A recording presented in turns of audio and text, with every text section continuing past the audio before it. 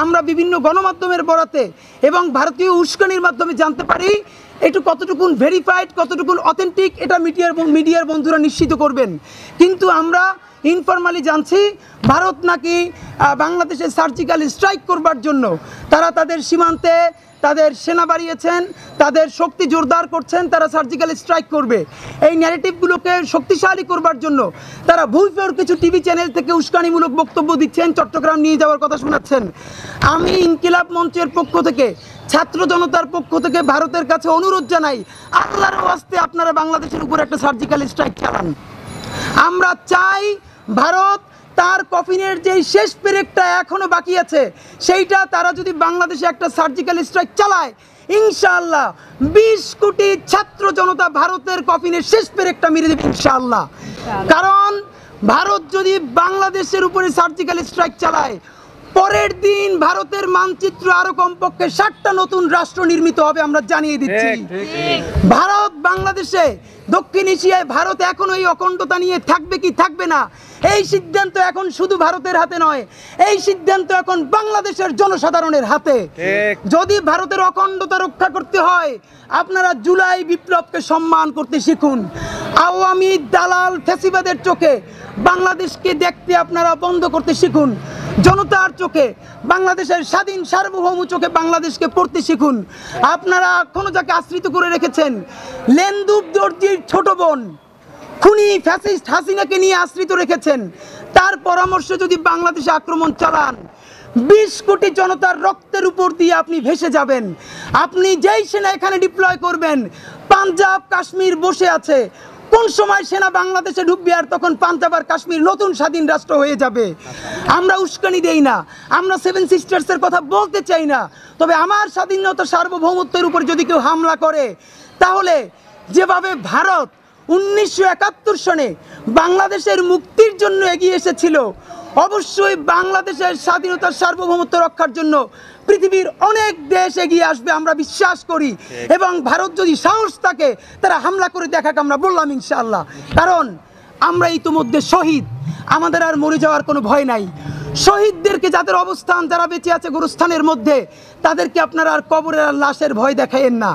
আমরা লক্ষ লক্ষ ফাঁসির আসামি বাংলাদেশে বাস করি, এদের বুকের তাজা রক্তের উপর দিয়ে ভারতকে এখানে আক্রমণ চালাতে হবে। সুতরাং বাংলাদেশের, এবং আপনারা দেখেন ভারত এতদিন যেই মাইনরিটি কার্ড খেলেছে, আমাদের জগন্নাথ হলের ভাইয়েরা ভারতের মুখে যেই চপেটাঘাত করেছে, এখনো যদি আক্কেল জ্ঞান থাকে তাদের তওবা করে বাসায় ফিরে যাওয়া উচিত, তওবা করে খুনি হাসিনাকে বাংলাদেশে ফেরত দেওয়া উচিত, এবং জুলাই বিপ্লবকে ধারণ করে নতুন করে বাংলাদেশের সাথে পররাষ্ট্রনীতি নির্ধারণ করা উচিত।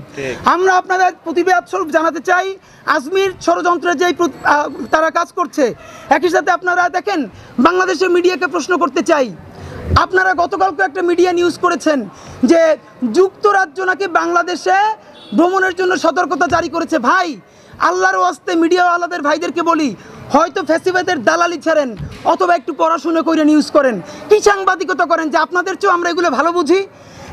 প্রত্যেকটা ফরেন পলিসি, তাদের রাষ্ট্রের এম্বাসিতে তাদের যে ওয়েবসাইট থাকে, এই ওয়েবসাইটের একটা অংশ থাকে কোন পাঁচটা ঝামেলা। সাজেকে একটা ঝামেলা হয়েছে, সাজেককে দেখানো হয়েছে যে সেইখানে এখন ভ্রমণে ঝামেলা আছে, সাজেককে পুরো বাংলাদেশ বানাই ফেললেন আপনারা। আমরা আপনাদেরকে বলতে চাই, আপনারা কেন নিউজ করলেন না?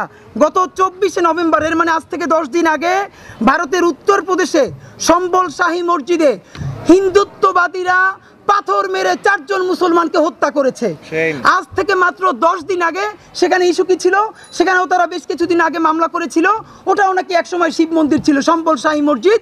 এবং উত্তরপ্রদেশের সম্বল শাহী মসজিদ ভারতের প্রধান 5টা মসজিদের একটা। সেখানে যারা জরিপ চালাতে গেছে, সেই জরিপ চালানোর অবস্থায় তারপরে হিন্দুত্ববাদীরা তারা সেখানে মুসলমানদের উপর আক্রমণ করেছে এবং 4 জন মুসল্লি জায়গায় শহীদ হয়েছে তাদের ইট এবং পাথরের আঘাতে। এবং আপনাদেরকে জানাতে চাই, এই সম্বল মসজিদের ইমামকে 1976 সনে কিন্তু গুলি করে হত্যা করা হয়েছিল ভারতে। আপনারা মিডিয়া এখন পর্যন্ত তা বলেন নাই। আমরা আপনাদেরকে মনে করে দিতে চাই, আজকে 4 ডিসেম্বর, আর মাত্র কালকে বাদে পরশু 6 ডিসেম্বর, যেদিন আমরা আমাদের কর্মসূচি ঘোষণা করব, সেই গল্প তো বাংলাদেশের মানুষের ভুলে গেলে হবে না। আপনারা জানেন 1949 সালে আমাদের মোগল আমলে নির্মিত ঐতিহাসিক বাবরি মসজিদ সেইখানে চক্রান্ত করে একটি রাম মূর্তি রেখে এসে তারপরে বলা হলো এখন আমাদেরকে পুজো করার ব্যবস্থা করে দিতে হবে। তারপর আদালত 40 বছর পর্যন্ত বাবরি মসজিদে মুসলমানদেরকে নামাজও পড়তে দেয় নাই এই কথা বলে।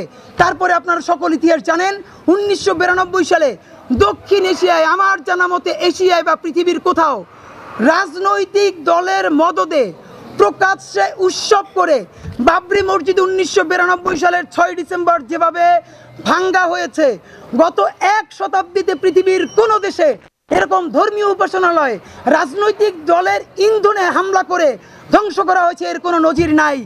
একমাত্র এই নজির ভারত করেছে।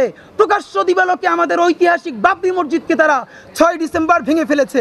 আপনারা জানেন এই বাবরি মসজিদ ভেঙেছে কিন্তু 1992 সালে, তার ন্যারেটিভ নির্মাণ করেছে কিন্তু 1949 সালের, মানে প্রায় 40 বছর পরে তারা এই মসজিদ কিন্তু হত্যা করেছে। একইভাবে তারা এখন আজমির শরীফে কেবল বলতে শুরু করেছে। আজমির শরীফকে তারা আজকে বলছে, 50 বছর পরে আমরা দেখব আজমির শরীফেও এরকম আজমির শরীফকে নাই করে দিয়ে সেখানে একটি শিব মন্দির করা হবে। সম্বল শাহী মসজিদ সেখানে আজকে হত্যা করা হয়েছে, 50 বছর পরে আমরা দেখব সেটা একটা মন্দির হয়ে গেছে। গুজরাট গণহত্যা 2002 সালে, এখন যে মোদি, কসাই মোদি, যে আজকে বিজেপির এবং ভারতের প্রধানমন্ত্রী হয়ে আছে, গত 20 বছরে গুজরাটে যে গণহত্যা হয়েছে, 1000-এর অধিক মানুষ ন্যূনতম যাদেরকে আগুন দিয়ে পুড়িয়ে হত্যা করা হয়েছে, মুসলমানদের ঘর বাড়ি লুট করা হয়েছে, ধর্ষণ করা হয়েছে। আপনারা পারলে বলেন তো যে গত 20 বছরে এরকম একটা গণহত্যা দক্ষিণ এশিয়ার একটা দেশে আর চলেছে? আপনাদেরকে একটা কথা মনে করিয়ে দিতে চাই, এখন আর পুরনো কথা বলবো না, সাম্প্রতিক 2024 আর 23-এর দুই একটা কথা শুধু মনে করিয়ে দিব। আপনারা জানেন 2023-এ উত্তরপ্রদেশে একজন মুসলমান এমপি আতিক আহমদ, উত্তরপ্রদেশের এমপি আতিক আহমদ এবং তার ভাইকে পুলিশ হেফাজতে সন্ত্রাসী বলে গুলি করে হত্যা করা হয়েছে। এই গত বছর পুলিশ হেফাজতে একজন মুসলমান এমপি এবং তার ভাইকে গুলি করা হত্যা করা হয়েছে।